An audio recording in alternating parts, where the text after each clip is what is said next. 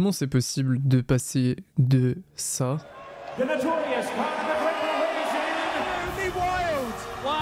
He told you to shut up. Good. à ça?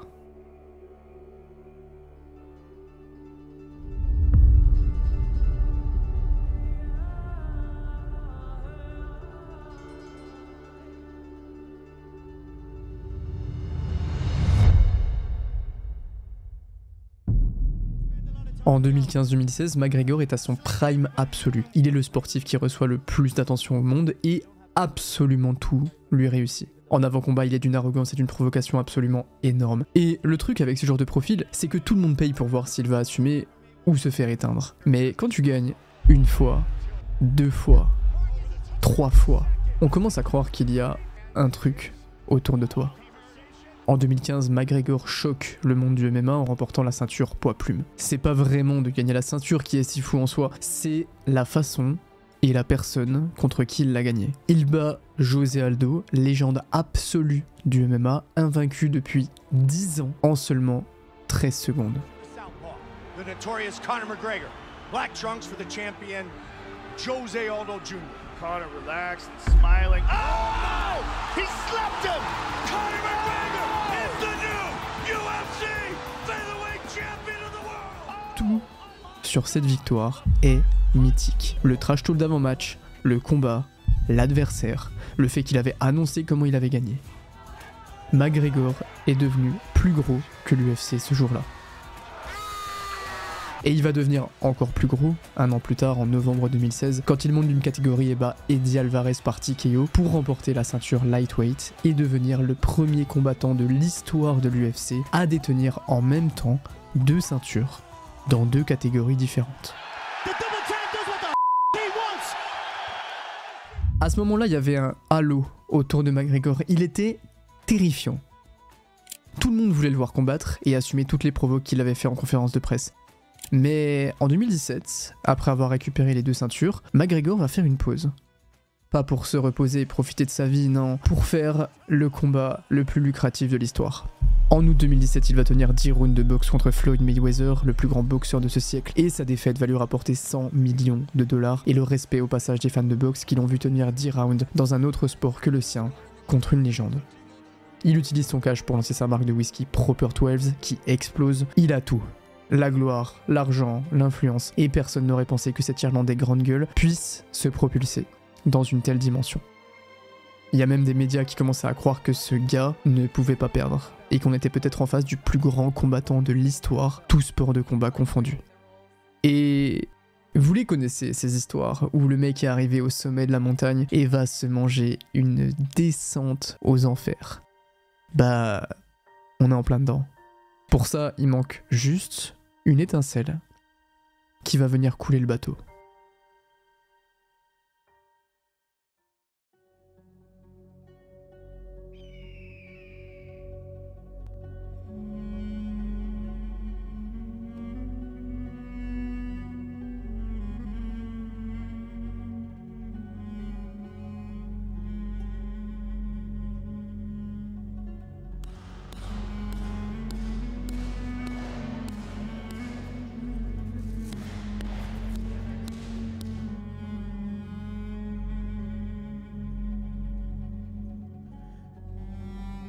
Juste là, bordé par la Tchétchénie, la Géorgie et l'Azerbaïdjan, il y a le Daghestan, une république de la Russie de 3 millions d'habitants, dont plus de 50% du territoire est montagneux.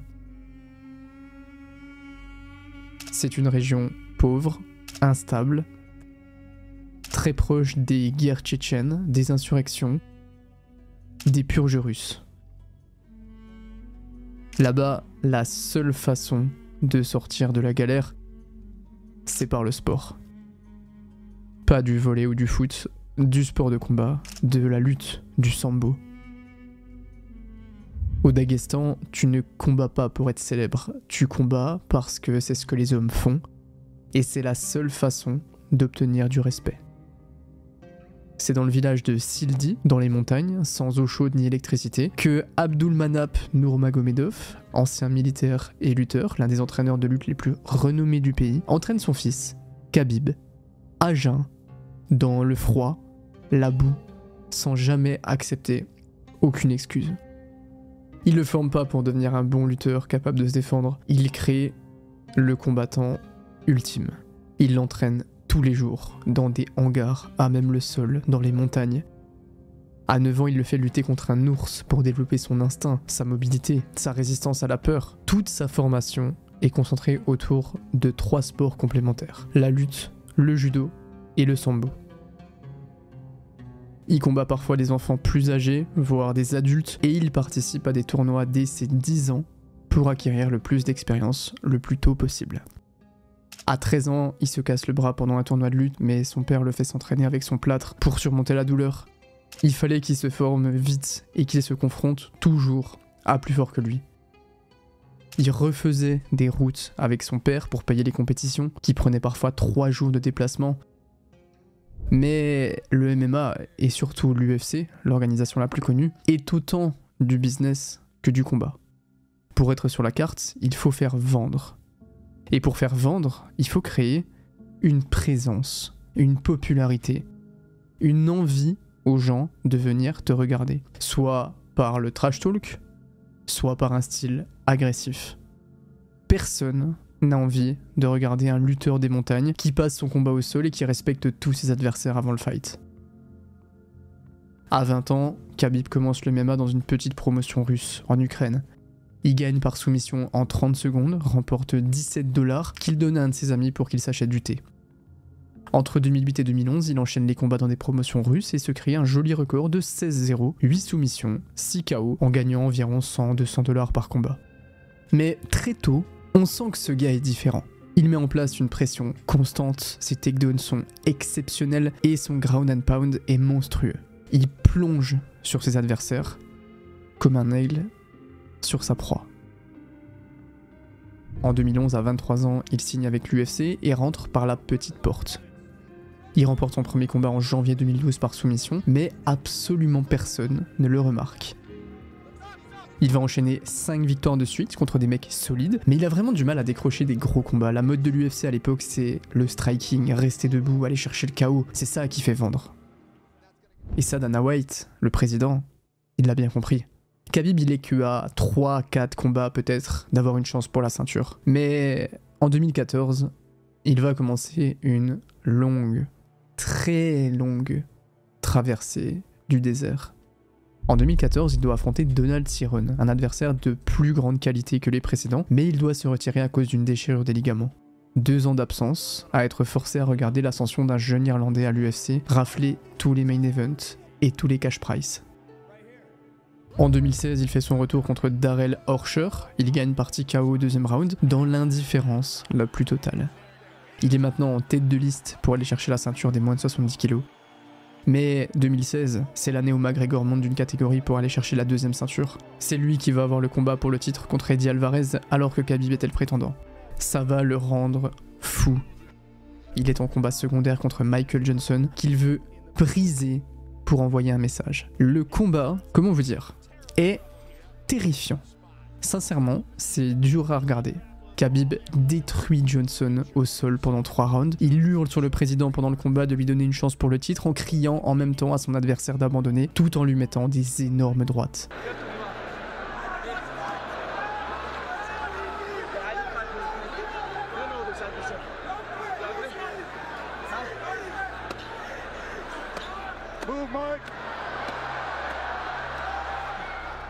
Au 3e round, il prend Johnson dans une kimura, une clé d'épaule, et il est peut-être à 10 secondes de lui casser le bras avant qu'il tape. C'est une destruction. Ce mec est flippant. À quelques minutes du main event de McGregor, Khabib, après sa victoire, prend le micro. I wanna say something. I wanna stay humble, but I have to talk because your guys talk too much. And you know what interesting? Your guy, beginning of the year, he tap like chicken. End of the year, he fight for the title. Crazy. Hey, you know, guys, this is true. This is not trash talking. Hey, guys, Irish only 6 million. Russian 150 million. I wanna fight for your chicken because this is #1 easy fight in lightweight division. Alhamdulillah, everything God gave me. Большое спасибо всем. McGregor remporte la deuxième ceinture et nous sort cet after-fight culte. I just want to say from the bottom of my heart, I'd like to take this chance to apologize to absolutely nobody. The double champ does what the he wants. Let me raise this. This is what I want to do. This is what I dreamed into reality. Oh, that looks good. Conor a les deux ceintures, Khabib a fait très grosse impression. Là, on a une rivalité. Là, c'est personnel. Là, on a un combat. Mais toujours pas. McGregor n'ayant pas combattu depuis trop longtemps, en mars 2017, Khabib doit affronter Tony Ferguson à l'UFC 209 pour le titre intérimaire des poids légers. Mais il rate la pesée, perd conscience et est hospitalisé. Khabib, dévasté, retourne au Daghestan pour se ressourcer, court dans les montagnes avec des sacs de sable. Il pense même à arrêter le MMA, mais son père le convainc de continuer. En fin 2017, Khabib fait enfin son grand retour et sort une masterclass contre Edson Barboza. Il est à nouveau le challenger numéro 1, mais l'UFC hésite encore à lui donner McGregor. Ouais, ils se sont croisés, mais est-ce que ça fera vraiment un beau combat? Et c'est en début 2018 que tout va changer. À l'UFC 223, Khabib remporte la ceinture contre Ali Akinta et devient enfin champion incontesté. Mais sa victoire passe totalement inaperçue et est éclipsée par un autre événement survenu quelques jours plus tôt. Quelques jours avant le combat, Artem Lobov, un ami de McGregor, critique Khabib dans une vidéo.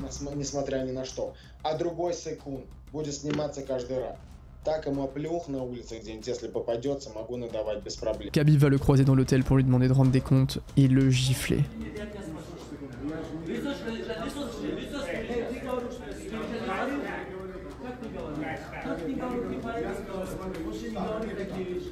Et ça va pas du tout plaire à Conor.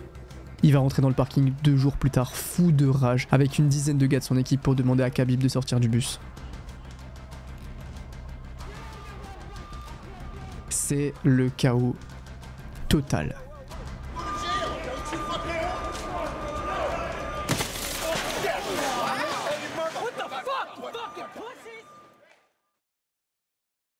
Khabib remporte la ceinture, McGregor va se manger une énorme amende, mais peu importe. Pour Dana White, pour l'UFC, pour tout le monde, c'est du pain béni. On est sur la rivalité parfaite. L'Irlandais excentrique et trash talker contre le Dagestanais monastique et respectueux. Les deux se détestent. Ils sont aux antipodes absolus. Et c'est parfait. C'est ce que les gens veulent voir. Des histoires personnelles qui se règlent dans la cage. En juin 2018, le combat est officialisé. Conor McGregor contre Khabib Nurmagomedov à l'UFC 229 de Las Vegas, dans ce qui risque d'être le combat de MMA le plus vu de l'histoire. Khabib est obsédé par McGregor. Il veut le détruire. You know, I can't believe we're gonna fight, you know, because I really want this guy. Make him humble, a little bit teach him, and you know, not only smash, like change his face. You know, I want to change his face. Il prépare son entraînement avec un sparring irlandais pour imiter le style de Conor avec son équipe dans le camp le plus dur de sa vie. Il veut pas simplement gagner ce combat. McGregor recrute un Dagestanais pour s'entraîner à la lutte et au grappling. Il sait qu'une grande partie de ce combat va se jouer au sol, chez Khabib, là où il est peut-être le meilleur du monde du MMA. La tension est irrespirable. On sent une espèce d'animosité entre les deux, de vraie haine. C'est pas juste du business. Ils pourraient trouver un coin dans la rue, y aller que les deux et se battre sans que personne ne le sache. Jamais, sans argent, sans rien, juste pour régler leur compte. L'ambiance est tellement dangereuse que la conférence de presse se fait sans public. Et, encore une fois, l'escalade de la violence. I came back for the love of fighting and the love of war, and this I am going to truly love putting a bad beating on this little glass jaw rat. Come here for smash this guy. I don't Smash wanna me, talk. mate. I Smash me. don't wanna. Yeah, smash me. I can smash You say you. send location. Here it is, right here in front of you. What a problem. What are you talking about? Your wrestling is zero. Your grappling is zero. Stall it then, I'm gonna Bob. mow Stall you. it. Let's wrestle, kid. Think I'm gonna make him tired? and after play with him. Because when he tired, he always give up. I know he is afraid of a smack. And if you're afraid of a smack off me, a smack will feel like a double-barrel shotgun. So I believe inside the... On est le 5 octobre, c'est l'heure de la pesée. Du dernier face-à-face, devant le public, de voir une dernière fois les yeux de l'autre, avant le lendemain. McGregor arrive en premier. Il est au poids, devant une foule de main event, juste pour une pesée.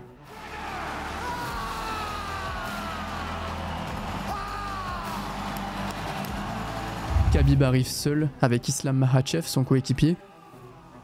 La papachka sur la tête, la coiffe portée par les guerriers et symbole d'honneur pour celui qui la porte.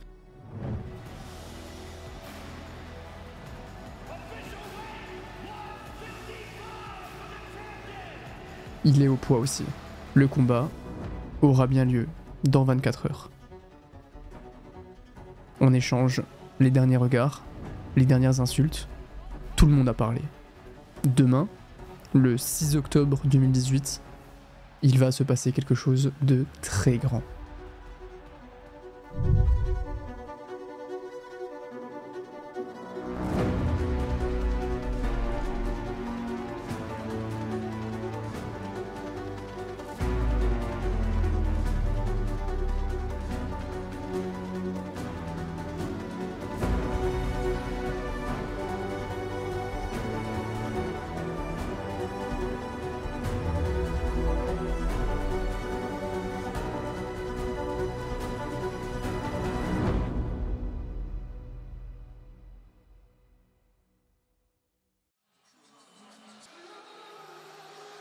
Les deux hommes sont face à face, l'un des meilleurs strikers de l'UFC, ancien double champion contre le meilleur lutteur de l'UFC, champion actuel.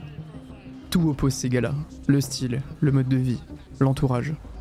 Pourtant aujourd'hui, ils sont dans la même cage, fermés à clé, pendant 25 minutes, pour régler leur compte. Pas de gloire, pas de ceinture, pas d'argent. C'est la guerre.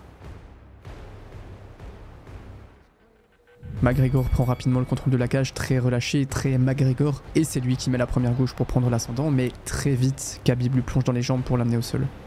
On le savait, c'est parti. La question c'est est-ce que Conor va tenir la lutte offensive de Khabib? La défense de Conor est excellente, on sent qu'il est loin d'être si faible en lutte que tout le monde le croit, mais Khabib ne lâche pas sa jambe et l'amène contre la cage. Et là, le travail de sape commence. Khabib attrape les deux jambes de Conor et les bloque ensemble et peut maintenant travailler pour améliorer sa position. Pendant 3 minutes, Khabib met la pression sur Conor en lui mettant des frappes au visage et en lui ruinant son moral et son énergie.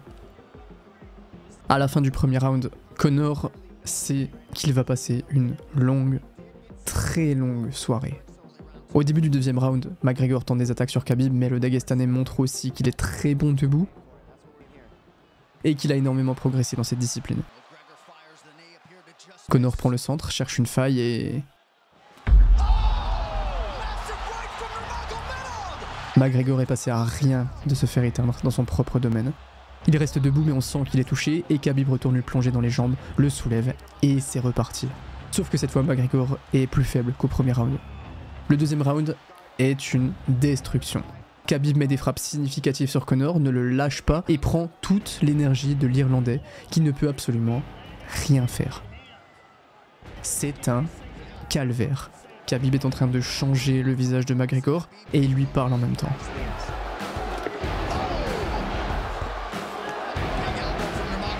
Par miracle, le deuxième round se termine. McGregor sourit, mais tout le monde a vu la supériorité de Khabib et il l'a vu de très très près. Tout le combat, à toutes les pauses, pendant que McGregor récupère, Khabib ne s'assoit pas. Il hurle des choses, debout, parle à l'arbitre, à Conor, et il n'attend qu'une chose, le droit de pouvoir y retourner. Au troisième round, McGregor arrive à débloquer un petit peu mieux son striking. Il reste debout, il envoie des bons coups, et Khabib a l'air de vouloir rester lui aussi debout et se battre dans le domaine de Conor. Il va même lui mettre une magnifique claque. McGregor est mieux dans ce troisième round, beaucoup mieux. Mais au quatrième, rebelote. Khabib emmène Conor au sol et reprend sa domination. C'est à se demander s'il n'était pas resté debout juste pour s'amuser avec son adversaire. Il reste 2 minutes au combat, Khabib travaille le dos de son adversaire depuis un long moment et ses 2 bras se referment sur son menton. C'est fini. Khabib a soumis, dominé et changé McGregor. L'arbitre arrête la clé de menton de Khabib, qui aurait broyé le visage de Conor s'il n'avait pas été là. Il lui crache dessus, se retourne, hurle, jette son protège-dents sur le clan de McGregor, et alors que tout le monde pensait que le combat était terminé, c'est la scène la plus chaotique de l'histoire de l'UFC. Khabib se bat avec le clan de McGregor. Le clan de Khabib saute dans l'octogone et attaque l'Irlandais. Dana White, après cette folie, ne veut pas remettre la ceinture à Khabib dans la cage pour éviter une émeute. On n'a jamais vu ça. Les 2 combattants rentrent dans une ambiance extrêmement sombre, mais il faut retenir une chose. Khabib a dominé le combat du début à la fin. Il a fait absolument tout ce qu'il avait annoncé. Il a travaillé Conor, l'a dominé en lutte, l'a fatigué et a joué avec lui en faisant même un round debout et en lui mettant une claque. C'est une domination. Non, c'est pas une domination, c'est une destruction. Le combat a physiquement, mentalement et spirituellement terminé le McGregor que tout le monde connaissait, qui ne sera plus jamais le même. Il vaut mieux être humble que de se faire rendre humble.